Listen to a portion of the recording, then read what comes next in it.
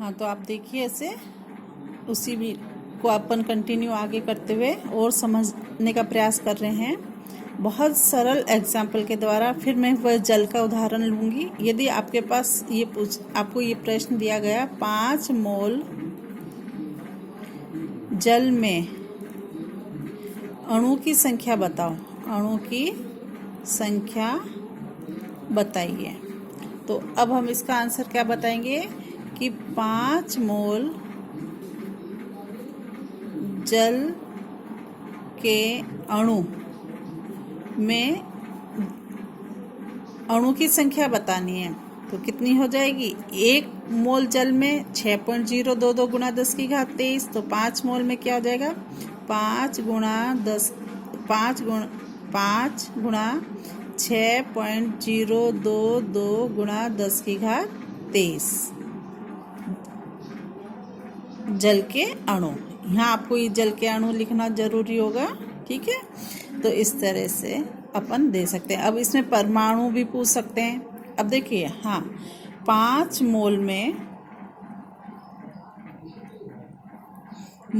5 मोल जल के अणु में हाइड्रोजन की संख्या बताओ। हाइड्रोजन के परमाणु की संख्या बताओ। परमाणु की संख्या ज्ञात करनी है आपको। तो देखो, बहुत थोड़ा सा ध्यान देना है। 5 मोल जल में अणु का फॉर्मूला होगा H2O। तो 1 मोल, अगर अपन इसको 1 मोल मान रहे हैं तो 1 मोल में हाइड्रोजन के 2 परमाणु, और यदि 5 मोल ले लेंगे हम तो हाइड्रोजन के परमाणु कितने हो जाएंगे? 10। कितने हो जाएंगे? 10। तो हम इसका कितना कहेंगे? 10 गुणा 6.022 गुणा 10 की घात 23 हाइड्रोजन परमाणु। हाइड्रोजन परमाणु, ये हाइड्रोजन परमाणु किस में होंगे? 5 मोल जल के अणु में हाइड्रोजन के परमाणु होंगे।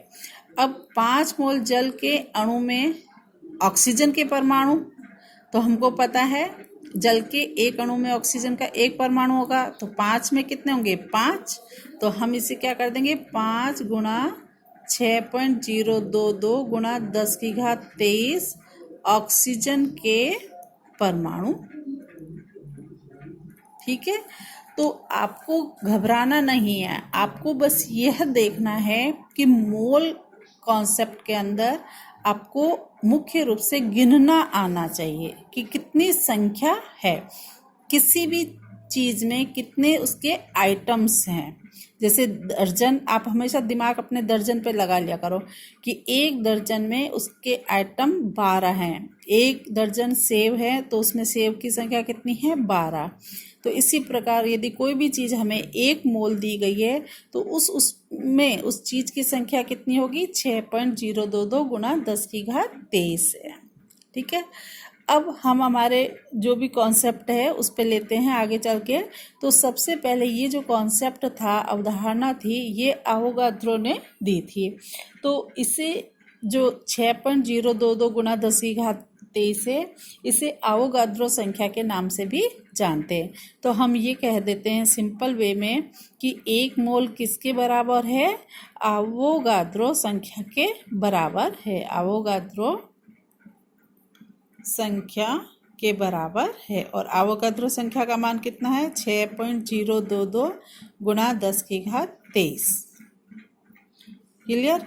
तो मोल के अंदर आपसे अणु भी पूछ सकते हैं, परमाणु भी पूछ सकते हैं और आयन भी पूछ सकते हैं। ये आपको क्लियर हो गया होगा। अच्छा, अब और न्यूमेरिकल इससे संबंधित आते हैं। तो उसमें आपको जब संख्याओं का ज्ञान हो गया तो आपको मोलर द्रव्यमान और ज्ञात होना चाहिए। मोलर द्रव्यमान आणविक द्रव्यमान के बराबर ही है। किसी भी अणु का द्रव्यमान मोलर द्रव्यमान कहलाता है, ठीक है, या आणविक द्रव्यमान कहलाता है। अंतर इतना है कि आणविक द्रव्यमान जो होता है उसकी इकाई यूनिफाइड लेते हैं, जबकि मोलर द्रव्यमान की इकाई हम ग्राम के अंदर लेते हैं। तो आपको द्रव्यमान, मोलर द्रव्यमान ज्ञात होना चाहिए। जैसे यदि आपसे ये कहे कि जल के एक अणु का मोलर द्रव्यमान कितना है, जल के एक अणु का मोलर द्रव्यमान ज्ञात करो, मोलर द्रव्यमान ज्ञात करो, तो हमको ये पता है मोलर द्रव्यमान आणविक द्रव्यमान जैसा होता है, जैसे हमने पिछली बार ज्ञात करा था। तो जल का फॉर्मूला H2O।